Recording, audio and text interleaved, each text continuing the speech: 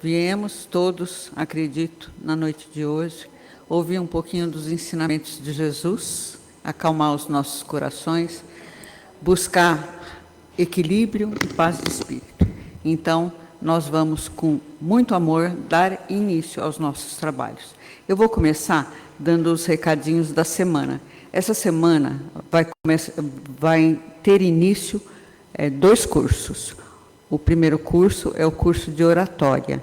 O curso de oratória estão abertos a todos os trabalhadores da casa, principalmente ao pessoal que está estudando o principiante espírita, né? E também ao público, se tiver alguém do público que se interesse. As inscrições vocês vão ter que verificar lá na livraria, se é na livraria, na própria sala no dia. Eu acredito que talvez seja na própria sala no dia. E o início é dia 23/2, ou seja, segunda que vem, às 8h, em ponto. E tem também, no período da tarde, outra turma. E aí é nas quinta-feira, 26/2, às 14h30, tá? Ou seja, tem na segunda noite uma turma, e para quem não quer vir à noite, não pode, tem a turma das quinta-feira à tarde. Em geral, são 2 meses de curso, 7 a 8 aulas, tá bom? É muito importante para quem quer falar, né? Tem bastante correção, ajuste para a pessoa se portar, se sentir mais à vontade, e quem tem interesse, né? Falar em público não é fácil para ninguém, né? Mas um cursinho vai muito bem.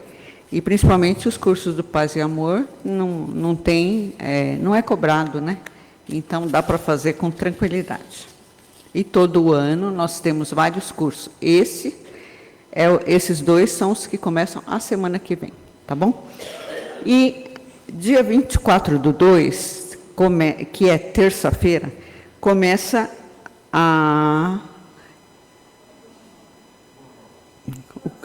Grupo de Estudo Boa Nova. Já não é um curso, é um grupo de estudo. É um pessoal que se reúne para estudar minuciosamente o Evangelho segundo o Espiritismo, tá? Um dos dirigentes desse trabalho é o Wagner. É muito gostoso, né? Tendo a condição de vir assistir, é gostoso, porque o Evangelho tem muitas formas de ser interpretado, de ser olhado, né? E o Evangelho, ele diz muito mais do que simplesmente uma lida que você dá, né? Então, poder ter um grupo e discutir isso é acrescentar conhecimento na nossa vida, tá bom? E é terça-feira, 24/2, horário das 20h15 às 21h15, é 1 hora de curso, tá? Aí na sala superior. E, nesse caso, a inscrição é no local mesmo. Chegou para fazer o curso, já vai fazer a inscrição de entrar nesse grupo, tá bom? Então, para quem vai começar os cursos, todos os cursos da casa são muito bons. Você também socializa, conhece as outras pessoas que estão aqui, né? E vai cada vez mais se envolvendo mais com o trabalho espírita, ok? É isso, gente. Essa noite, os trabalhadores serão a leitura do Evangelho, mensagem de prece inicial à nossa querida Maria Helena, as vibrações gerais e dos passes a Maria José, as vibrações da água e prece final a Vera Lúcia. E a palestra de hoje é com a nossa querida Edina Costa. Ela vai falar do capítulo 23 do Evangelho, Moral Estranha, os itens 12, 13, 14 e 15. A Edina, vocês provavelmente já conheçam, né? E a palestra dela, aproveitem ao máximo, porque é sempre uma palestra muito boa, muito tranquila. Bom trabalho a todos, que todos possam se envolver com as energias do trabalho, ok? Boa noite.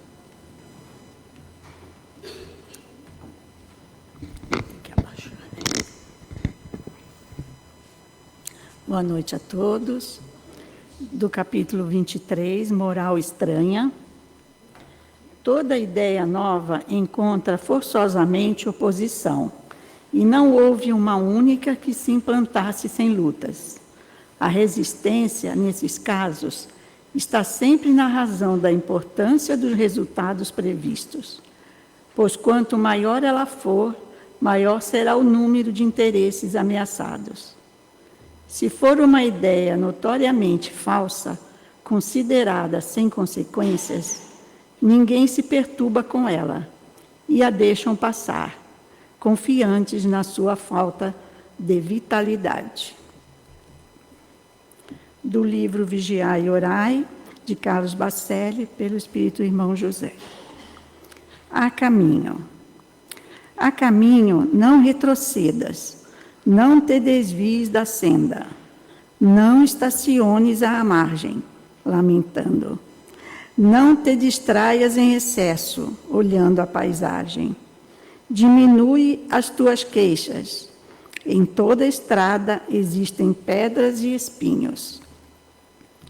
Cada viajor ao teu lado é um mundo de emoções diferentes.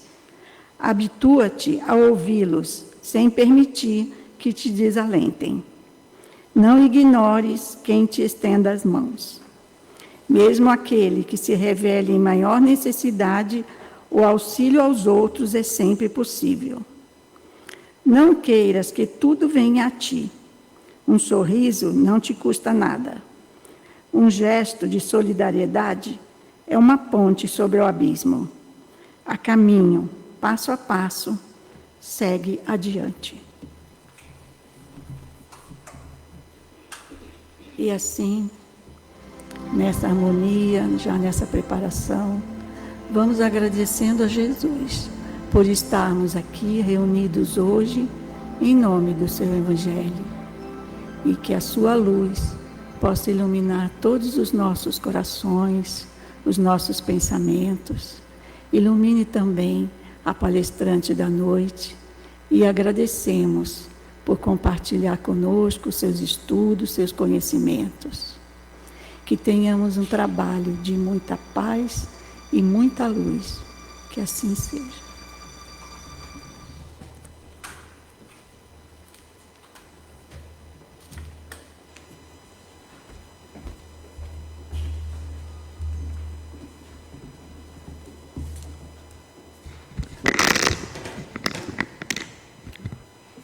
Boa noite.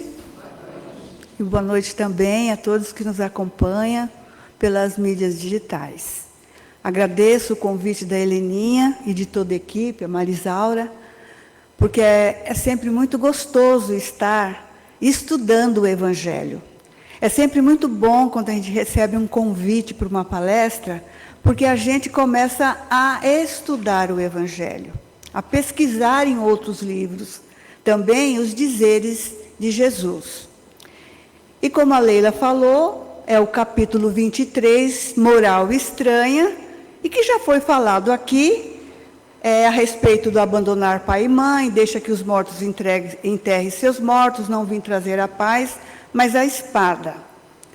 Então, eu me baseei, claro, no Evangelho, mas também dou os créditos para o livro Relembrando a Verdade, de André Luiz Ruiz, a qual eu tirei algumas ideias interessantes que ele coloca neste livro a respeito desse capítulo.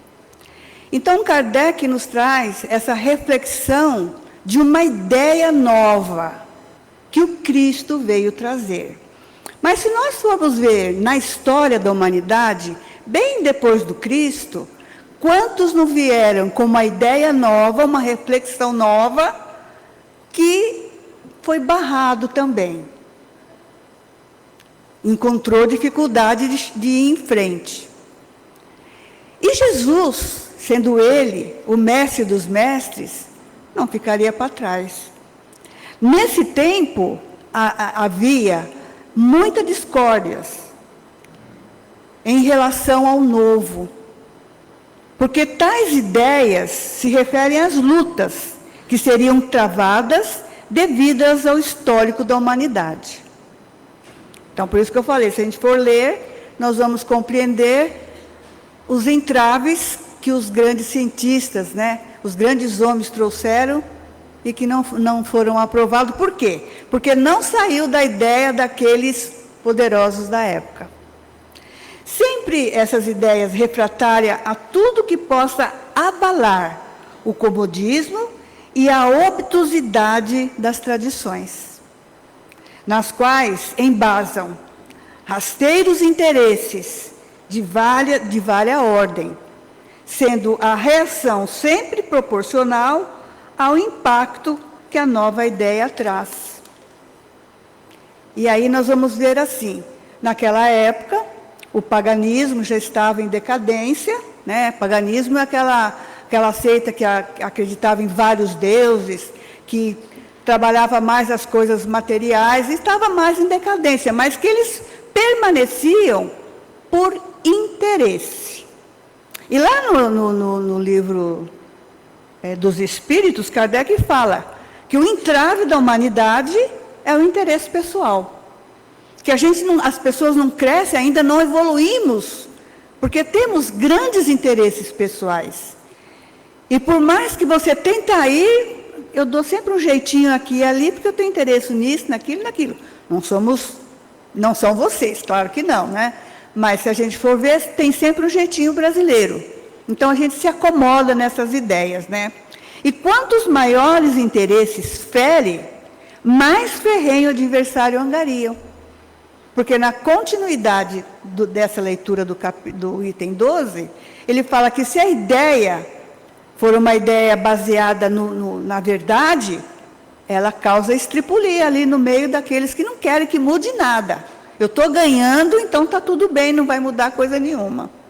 E a gente lembra, né, daquela época que, naquela passagem do Evangelho, em que fala que Jesus chegou no templo, e fala ali que expulsou, não. Jesus conversou com os mercadores, conscientizou-os de que Deus não precisava de nenhum sacrifício, e os próprios mercadores, que não era deles a mercadoria, era dos fariseus, era dos doutores da lei.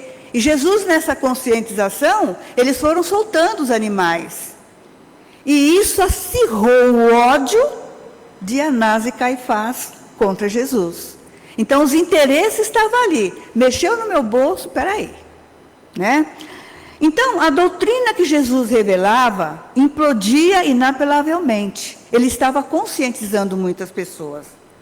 E toda a estrutura dogmática na qual estava engessado o pensamento humano sobre acirrado zelo farisaico, sacerdotal e dos doutores da lei. Por isso, crucificaram Jesus. Pensaram assim: vamos matar o homem, assim nós vamos liquidar com a sua ideia. Vamos matar esse homem, e a sua ideia morre com ele, como tudo que acontecia. Só que Jesus não era qualquer um. Né? A ideia sobreviveu, pois era verdadeira, e desenvolveu-se, pois estava nos desígnios de Deus. E tudo que está nos desígnios de Deus, não há uma força sequer que consiga afastar. O que está ali previsto por esse Pai misericordioso, nenhuma força consegue tirar. Pode até atrapalhar, mas ela vai vingar. E não poderia ser diferente, considerando o Cristo a mais elevada expressão de amor que já pisou o solo planetário, a maior fonte de sapiência que ombreou com o ser humano a veste carnal. Naturalmente, que ele viesse ao mundo desejoso de modificar referenciais. E qual era a referência daquela época? Era olho por olho, dente por dente, né? Fez, levou, era vários deuses, a corrupção corria solta. Então, ele veio modificar esse padrão. Ele veio conscientizar as pessoas de um Deus que se pregava um Deus vingativo, que Deus era bom, justo, e nos amava muito, e nos ama muito. E aí é de encontro os interesses. Então ele veio modificar referências e estabelecer novos padrões de pensamentos e sentimentos no coração do homem. Ele não disse: o reino de Deus está dentro de vós. Não precisa procurar fora. Não precisa fazer sacrifício, porque o maior sacrifício que o Deus quer de nós é que nós possamos extinguir o orgulho, o egoísmo e a vaidade que ainda existe dentro de nós. E é um grande sacrifício esse para todos nós, na atual evolução em que nós nos encontramos.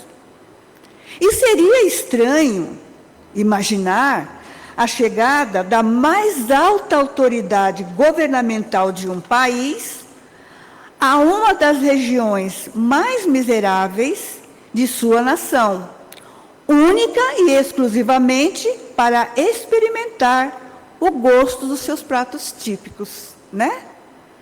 Jesus desceu das suas hostes espirituais elevadíssima e aportou num mundo de provas e expiações. Para quê? Para passear? Veranear? Não podia ser. Ele tinha que fazer algo novo para a humanidade. Natural que, uma vez que se tenha disposto a pisar o planeta, ele tenha vindo para alterar critérios.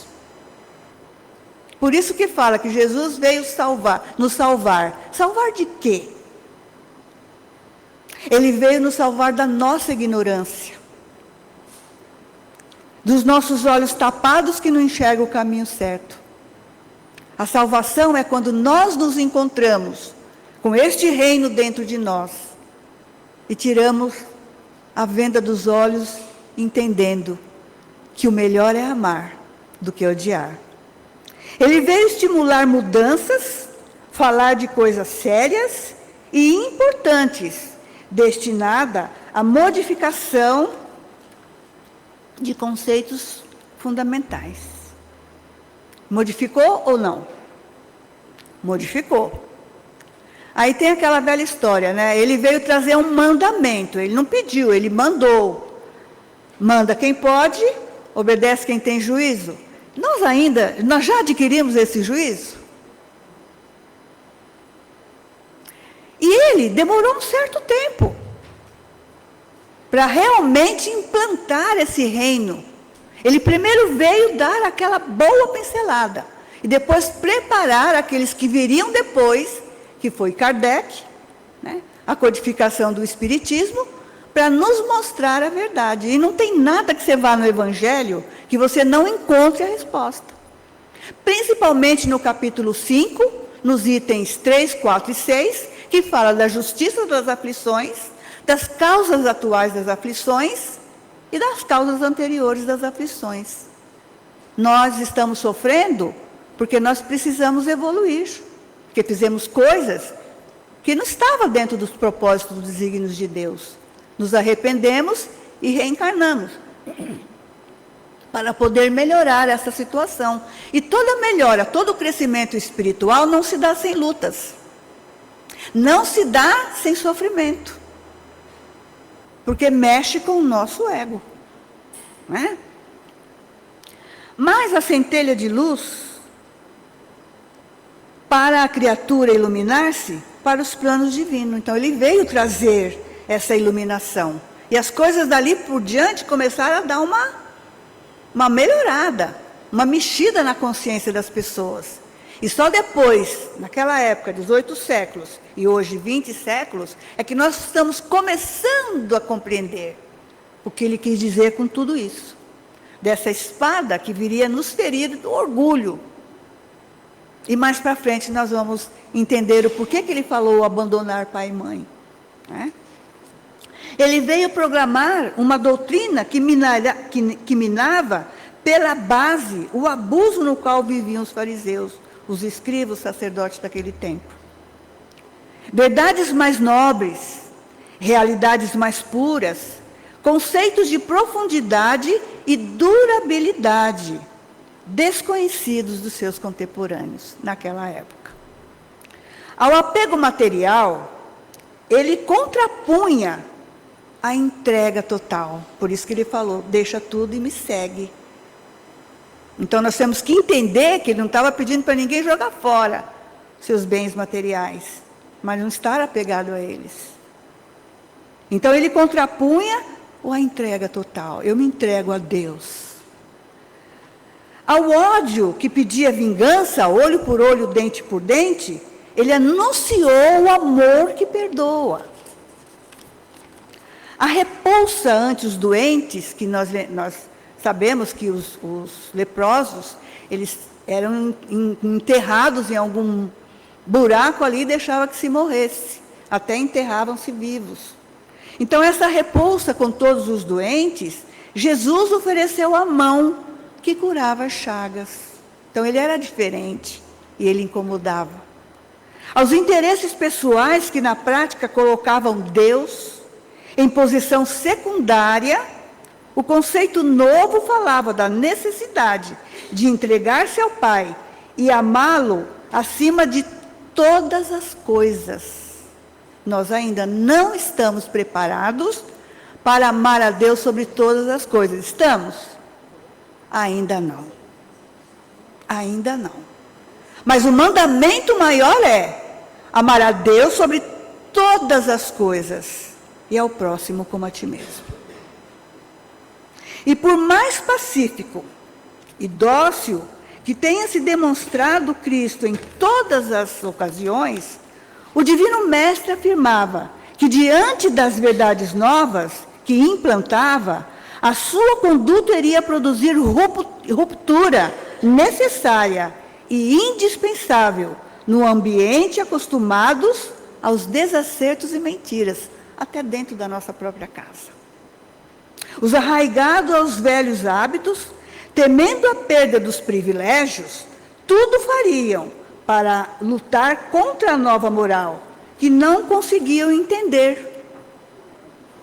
O velho apego de todos os tipos seria combatido pela mensagem renovadora de Jesus. E assim a nova moral pareceria estranha e até mesmo desumana, numa avaliação superficial e pouco profunda. Porque toda parábola conta de dois elementos, a material e a espiritual. Quem tem 10% de compreensão, entende 10%. Quem tem 20, entende 20. Quem tem 30 e assim por diante, até nós chegarmos naquela compreensão valiosa que Jesus chegou. 100% entendendo a Deus. E nós ainda entendemos, acho que menos de 10%. A linguagem de Jesus é toda espiritual. E quem quiser compreendê-lo, deve buscar sempre o sentido dos seus dizeres sobre puramente espiritual. Sem ter essa consciência elevada, sem termos essa consciência de espiritualidade, nós não vamos entender as parábolas de Jesus, o seu Evangelho. Precisamos nos espiritualizar para falar assim, é assim, Jesus falou mesmo isso, saiu da boca dele, mas eu não entendi, porque eu não tenho essa capacidade, mas um dia eu vou ter. Né? O grande evangelista, quando Jesus disse para João, falou para Maria, mulher, eis aí o teu filho, filho, eis aí a tua mãe, todos criticaram Jesus como criticaram quando ele falou, quem é meus irmãos, quem é meu pai, quem é minha mãe, quem são meus irmãos. Criticaram, que ele estava desprezando os seus pais. E, no entanto, o grande evangelista compreendeu que o mestre, na sua derradeira lição, ensinava que o amor universal era o sublime coroamento da sua obra. Entendeu que no futuro, a claridade do reino de Deus revelaria aos homens a necessidade da cessação de todo egoísmo e que no santuário de cada coração deveria existir a mais abundante cota de amor, não só para o círculo familiar, senão também para todos os necessitados do mundo, e que no templo de cada habitação permaneceria a fraternidade real. Isso vai acontecer no novo mundo. Nós vamos começar já a compreender as mensagens do Cristo, né? Desse modo, Jesus, com a sua visão profunda de uma psicologia nova, revolucionária, quebrando as estruturas milenares de raça, de credo, de política, de uma sociedade trabalhada na hediondez e na mentira. Será desse modo uma revolução espiritual que a Terra jamais vira. Essa seria a nossa luta, combater a sombra coletiva e a sombra interna. Que é difícil, né? A gente viver no mundo sem ser do mundo, como ele disse. Eu estou no mundo, mas não sou do mundo. Então, a sombra coletiva interfere nas nossas ações. E a interna, principalmente. E aí nós vamos convidá-los a fazer essa revolução com Jesus. A extirpar os velhos hábitos. A começar a pensar com grandeza espiritual. E Joana de Ângeles, no Jesus e a Atualidade, o livro, diz o seguinte: se deseja realmente a cura dos teus males, deixa-te auscultar por esse sublime psicoterapeuta. Segue-lhes as instruções. Revoluciona-te rompendo com o comodismo e o seu passado sombrio. Renasce dentro de ti mesmo.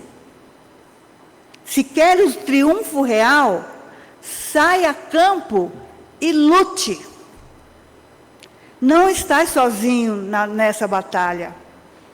Ao teu lado, outros combatentes aguardam apoio quanto contigo, igual contigo. Olha quantos combatentes estamos aqui, todos nós. Então, vamos segurar uns na mão dos outros. A pessoa da sua família, com dificuldades de compreensão, também está na luta. Todos nós estamos na luta. Ninguém está sozinho nela. Mas aquele que mais tem, mais será cobrado. Nós estamos aqui ouvindo o Evangelho. Né? Descobre-os e une-te a eles, sabendo, porém, que a tua será a revolução com Jesus, e não com o mundo, a humanidade ou com a vida. É com Jesus e com você. E Paulo diz: combata o bom combate, como assevera o apóstolo Paulo. Combati o bom combate, completei minha carreira e guardei a fé. Que as graças do Senhor Jesus esteja convosco. Foram as palavras de Paulo de Tarso.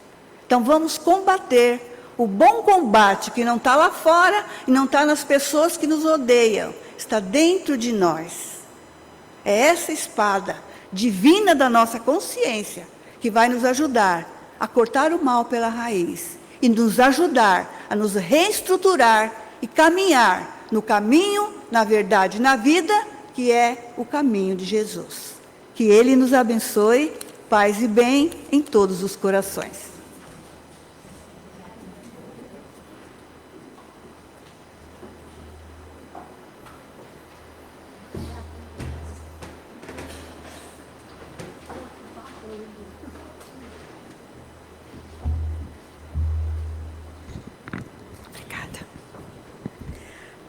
Boa noite. Agradecemos a Deus, nosso Senhor, pelas graças de estarmos aqui, vivos, felizes e alegres. Quantos desencarnados nos visitam essa noite? E todos nós, encarnados e desencarnados, somos felizes por termos ouvido essa lição tão preciosa do Evangelho. E lembramos de Paulo, quando diz: venci o bom combate. E lembramos de Abigail, quando diz para Paulo: não esqueça nunca de amar, de perdoar, de trabalhar e de ter esperança. Gratidão, Edna Costa, por trazer-nos essa lição tão linda, tão significativa do Evangelho de Jesus.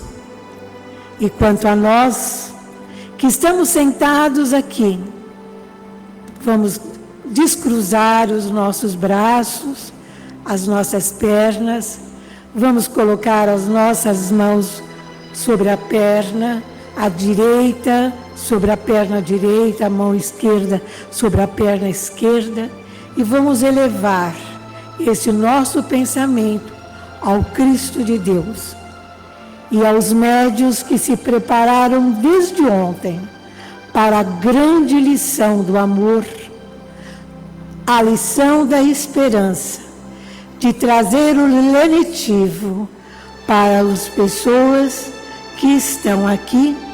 Nós pedimos que, por favor, se levantem e iniciem o trabalho da noite. No alto da nossa cabeça será transmitida uma luz muito grande, onde essa luz vai nos dar o despertamento para a nossa responsabilidade da vida, a responsabilidade da matéria, que somos matéria, espírito e perispírito. No alto da nossa testa, no nosso frontal, novas ideias serão brotadas, novas ideias felizes e prósperas serão readvidas. Vamos até o nosso laríngeo, onde se encontra a nossa fala, e vamos pedir para esse Cristo de Deus nos abençoar, nos dando sempre a condição de falarmos palavras doces, sinceras e construtivas. Que o nosso cardíaco seja totalmente fluidificado e coberto por uma luz muito grande, fazendo com que as batidas sejam com disciplina, nos mostrando cada vez mais o valor da vida, do viver e do conviver. Que essas energias que recebemos vá até ao baixo do nosso membros inferiores, trazendo-nos o equilíbrio, a paz, dando a volta pela planta dos pés, voltando novamente para a nossa vértebras, vértebra por vértebra, e fechando mais uma vez no alto da nossa cabeça essa luz luminescente que vai nos trazer tanto equilíbrio e tanta saúde. Aproveitamos esse abnegados irmãos espirituais e vamos convidá-los para irem até o recanto da nossa casa. E com eles vão abrindo portas e janelas, deixando que esse perfume evangélico, esse perfume de Jesus, adentre em cada cômodo. E se houver alguém doente ali, que também seja fluidificado por essa chama de luz que os irmãos espirituais estão levando. Vamos até os hospitais, vamos correr cada cômodo, cada corredor, e vamos abrindo portas e janelas também de cada quarto. E vamos fluidificando médicos e enfermeiros que cuidam de cada paciente. Que cada paciente também sejam receptivos, essa grande luz que é Jesus. Vamos até também aos moradores de rua, que muitos deles nem alimentaram-se hoje, ou então estão doentes, estão com mal-estar. Que Deus nosso Senhor possa ir até eles e levar também esse lenitivo da cura e lenitivo da alegria. E que uma pessoa bondosa possa ir até eles para levá-lo um alimento ou um agasalho. Mentalizemos agora a urna do nosso recanto amigo, tanto a urna dos encarnados, que já partiram para o plano espiritual, que eles possam se esforçar cada dia mais para encontrar novos caminhos e logo estarem também trabalhando nessa fileira do paz e amor. E na urna dos encarnados, que todos eles também recebam esse lenitivo de paz, de amor e de esperança.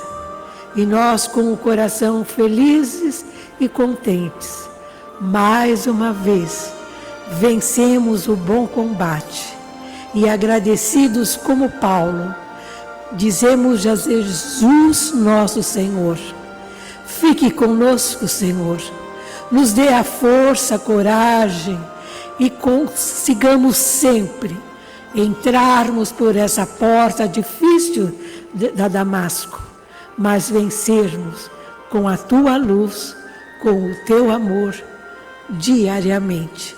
Muito obrigada. Continuemos agora com muita atenção e carinho com a nossa doce e querida Vera.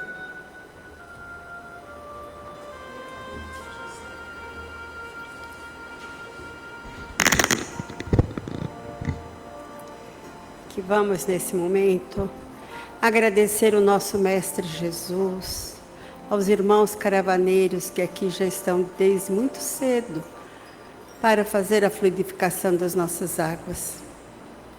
Vamos mentalizar a Mãe Natureza, onde ela nos abastece de tantas energias, onde esses irmãos caravaneiros colhem da natureza, das florestas, das matas, dos mares, dos riachos, das folhas, das flores, todos os elementos que serão manipulados nos planos espirituais, onde a equipe científica se encontram para fazer todos os lenitivos necessários à medicação que cada um de nós estamos necessitando. Vamos agradecer também esses amados pretos velhos, caboclos e índios que com tanto carinho cuidam para que toda essa fluidificação seja fornecida com todo amor. E vamos agradecer sempre aos biólogos, aos cientistas, aos químicos, os físicos que manipulam todas essas energias que foram colhidas e que cada um mentalize seu vasilhame, onde receberá com muito carinho todo o lenitivo, a medicação que cada um esteja necessitando neste momento. Vamos levar os nossos pensamentos aos filtros dos nossos lares, ao leito ao lado do enfermo, um vasilhame,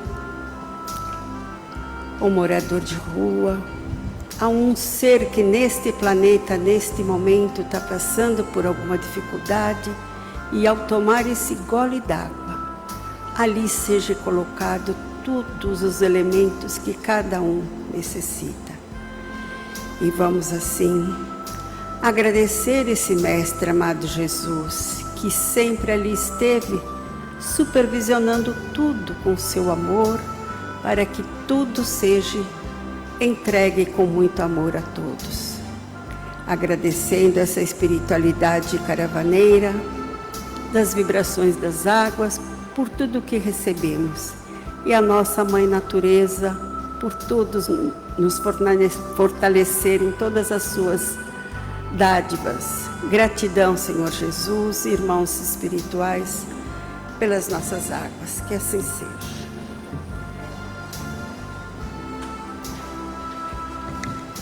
Uma boa semana para todos, com muita paz, saúde, trabalho e harmonia nos lares, e vamos em frente com Jesus. Uma boa semana, vamos em paz.